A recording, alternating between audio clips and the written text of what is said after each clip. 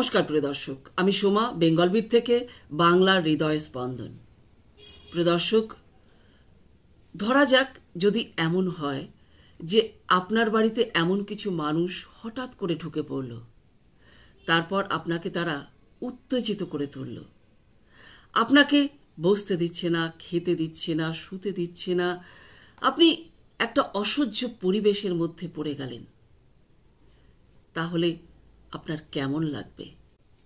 প্রিয় দর্শক, এইরকমই একটা ঘটনা ঘটেছে, তবে মানুষের সঙ্গে নয়, ঘটেছে পশু পাখি জন্তু জানোয়ারদের সাথে।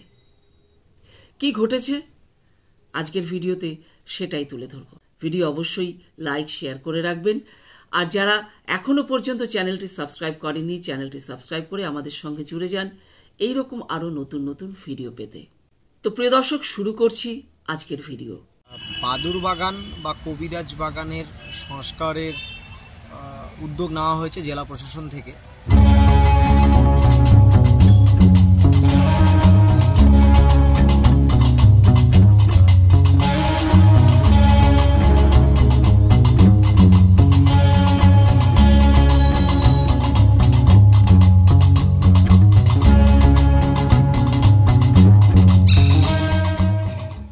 বাদুর বাগান কোচবিহারের একটা অত্যন্ত এবং গুরুত্বপূর্ণ বাগান। কোচবিহার জেলার একদম শহরের কেন্দ্রে এই বাগান। কেন বাদুর বাগান? কারণ সেখানে বাদুররা বসবাস করছে। শুধু বাদুররা নয়, জঙ্গলে পরিপূর্ণ সেই বাগান। সেই বাগানে ঝোপে নিচে যে ঝোপঝাড় আছে সেখানে বসবাস করছে নানা রকম জন্তু। সেখানে ভামবিড়ালও আছে। যেহেতু বাদুর দীর্ঘদিন ধরে এখানে থাকে, তো পরবর্তীতে এই জায়গাটি বাদুর বাগান নামে পরিচিতি পায়। প্রিয় দর্শক, এই জঙ্গলকে পরিষ্কার করে ফেলেছে। একটা ভিডিও আপনাদের দেখাচ্ছি, আপনারা প্রথমে ভিডিওটা দেখুন, দেখলে বুঝতে পারবেন যে ওই মানুষের উদাহরণটা কেন দিয়েছিলাম। দেখুন, ভিডিওটার মধ্যে দেখা যাচ্ছে যে ওপরে আকাশের দিকে পাখিরা উড়ে বেড়াচ্ছে। সেটা কিন্তু পাখির পাশাপাশি রয়েছে বাদুররাও। তারা ওই গাছের ডালে তাদের বাসায় বসতে পারছে না। কেন জানেন? তখন ওপরের ওই বাদুররা ভয়ে আতঙ্কিত হয়ে আছে, কারণ নিচে তখন গাছ কাটার আওয়াজ চলছে, মেশিনের আওয়াজ চলছে। সেই আওয়াজে তারা আতঙ্কিত, যার ফলে তারা ওপরে লাগাতার উড়ে বেড়াচ্ছে। সেই কারণেই ওই মানুষের উদাহরণটা দিয়েছিলাম। মানুষের যেমন এই পৃথিবীতে বসবাস করার অধিকার আছে, পশু পাখি জন্তু জানোয়ার তাদেরও সমান অধিকার আছে। তাদের বাসা বাড়ি কেড়ে নেবার অধিকার মানুষের নেই, অথচ মানুষ তাদের বাসা বাড়ি ভেঙে দিচ্ছে, যার ফলে তাদের অবস্থা এই করুণ।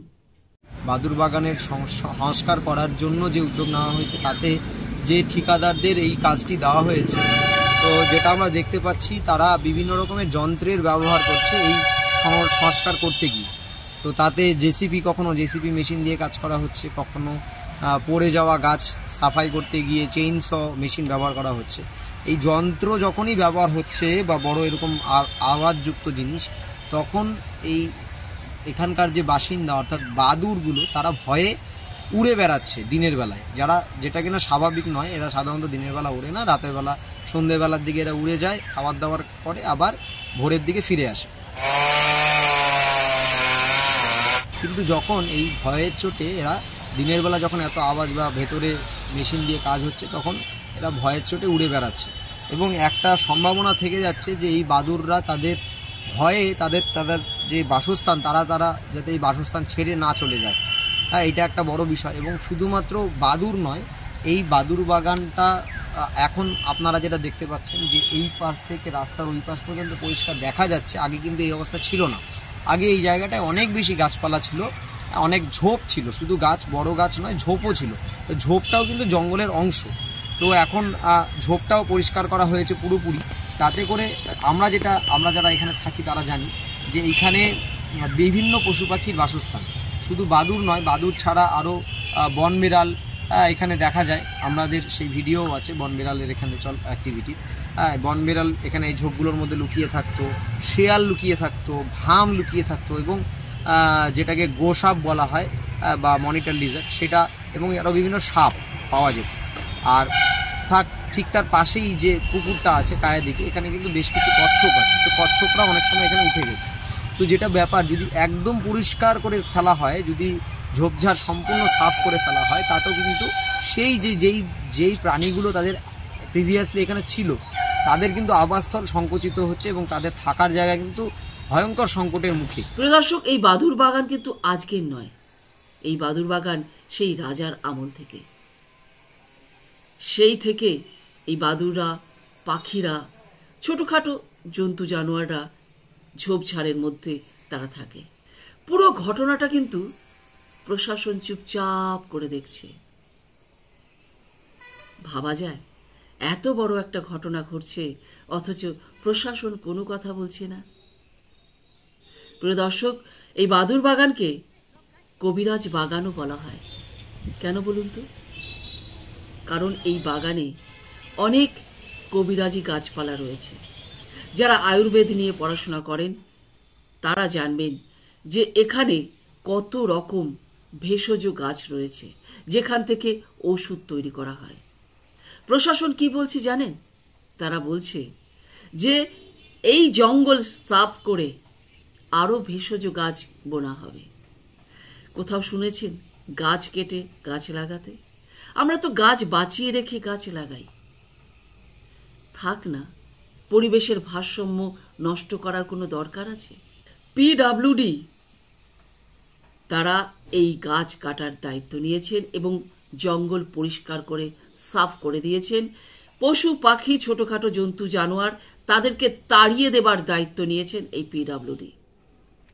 যারা গাছ কাটছিল, সেখানে জঙ্গল সাফ করছিল, তাদের সঙ্গে আমরা কথা বলেছি।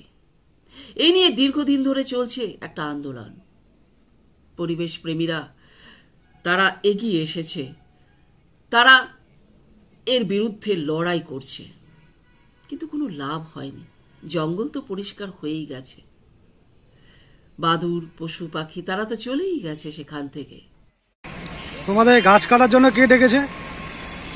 নামটা ভুলে গেলাম, কিন্তু বললো যে পিডব্লিউ, যদি ও নামাজ পড়তে গেছে তো বললো যে যদি কেউ আসে বলবি যে পিডব্লিউ থেকে কাজ হবে, এতটুকু আর কি বলে গেছে। পিডব্লিউডি কাজ হবে, পিডব্লিউ থেকে গাছ কাটতে বলা হয়েছে। হ্যাঁ হ্যাঁ হ্যাঁ।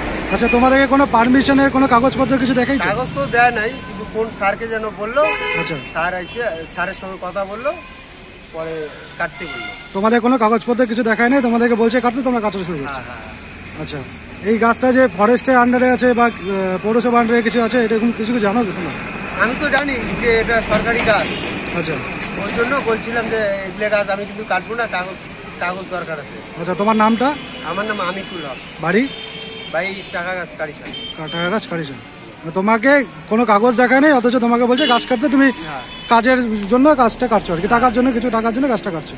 আচ্ছা, এখানে কি জিন্দা গাছ কোনো কাটা হয়েছে? না না, এটা তো উপরে পড়ছে, ওইটাও উপরে পড়ছে। ওটা উপরে পড়া ছিল, কিন্তু ওটা তো দেখে মনে হচ্ছে গাছটা কাটা হয়েছে, এখানে ডালপালা পড়ে আছে। না না, উপরে পড়ছিল, পড়ার পরে মানে মাটিতে লাগা ছিল গাছটা, সেটাকে কাটে ফেলানো, জিন্দা গাছই ছিল আর কি। তোমরা কতজন আসছো টোটাল? আমরা দুজন এসেছি। কি দিয়ে কাটছো গাছগুলো? মেশিন দিয়ে কাটছো? সেটা কি ডিজেল মেশিনগুলো যেগুলো হয়? না, পেট্রোল। পেট্রোল মেশিন যেগুলো হয়। আচ্ছা, ঠিক আছে। তো একটাই আমাদের বক্তব্য যে জেলা প্রশাসন যে কাজটা করছে, এখানে গাছ লাগানো, ভেষজ গাছ লাগানো হচ্ছে বা যেটাই করা হচ্ছে, অবশ্যই ভালো উদ্যোগ, আমরা সাধুবাদ জানাই। কিন্তু সেই কাজটা যাতে এখানে এক্সিস্টিং যে স্পিসিসগুলো ছিল, যে বন্যপ্রাণ এখানে ছিল, অন্যান্য বিভিন্ন পাখি, পশু পাখি বা বন বেড়াল, ভাম, এরা যারা ছিল, তাদের বাসস্থানের দিকটাও যাতে লক্ষ্য রাখা হয়, নজর রাখা হয়, তাদের বাসস্থান যাতে ক্ষতিগ্রস্ত না হয় সেইটা রেখে, সেটা মাথায় রেখে মানে একটা সংরক্ষণ করা উচিত, এই সংস্কার করা উচিত। হ্যাঁ, তো এই জিনিসটাই আমি জেলা প্রশাসনকে বলবো, তারা যাতে এই জিনিসটা মাথায় রেখে, হ্যাঁ, এখানকার আদি বাসিন্দা যারা, যেই বন্যপ্রাণ যারা আছে, তাদের দিকটা মাথায় রেখে যাতে সংরক্ষণটা করা হয়। এই পৃথিবীতে বাঁচার অধিকার আছে সবার। একজন মানুষ যেমন এই পৃথিবীতে বেঁচে থাকতে পারে, তার যেমন অধিকার আছে, ঠিক তেমনি অধিকার আছে পশু পাখি, জন্তু জানোয়ার, গাছপালা প্রত্যেকের। গাছপালা পশু পাখি জন্তু জানোয়ার মেরে কেউ উন্নয়ন চায় না। ওই উন্নয়নে কারোর লাভ হয় না, বরং ক্ষতি হয়। এ বিষয়ে দর্শক আপনাদের কি মতামত? বাদুর বাগানের যে দুরবস্থা হয়েছে এ বিষয়ে আপনারা কি বলতে চান? নিশ্চয়ই আপনারা কমেন্ট করে জানাতে পারেন। আর আজকের মতো এখানেই শেষ করছি। আপনারা ভালো থাকবেন, সুস্থ থাকবেন।